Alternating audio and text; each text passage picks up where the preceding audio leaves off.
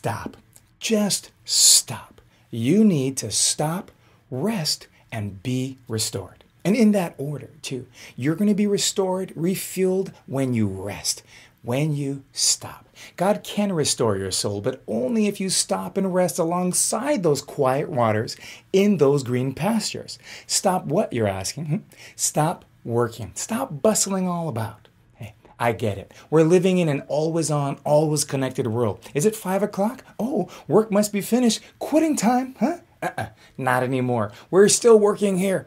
Well, nowadays, rest is in short supply. The more pressing problem to me is that the demand is too. In other words, less and less of us want, desire, or are even aware that we need to rest. I have people bragging to me all the time about how little sleep they get, how busy they are, how important to the functioning of the world. Why, without them, God would be hard-pressed to keep up himself.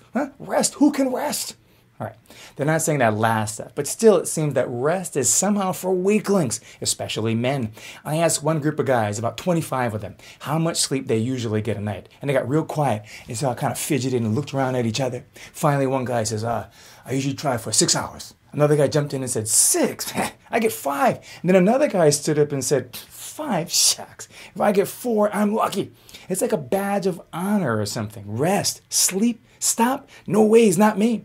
I've heard a lot of reasons why we can't or don't stop. Have you heard these? Well, if you want it done right, how about if I don't do it, it won't get done? Or who else is going to? Yeah, I could give all those reasons, but I won't, even though I just did.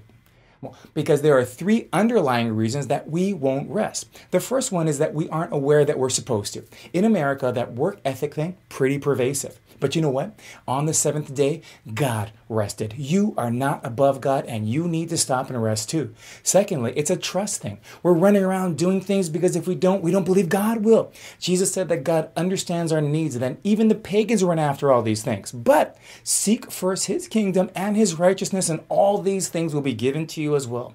Remember, the Lord is your shepherd. You shall not be in want. He makes you lie down in green pastures. He leads you beside quiet waters, and he restores your soul. Let me be clear here. You can lead a horse to water, but what? Yep. You can't make us rest.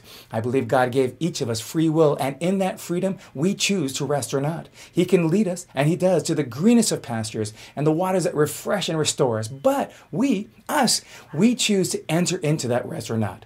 Today, take a moment or 2 or 3 and sink back into the rest that only Jesus can offer you.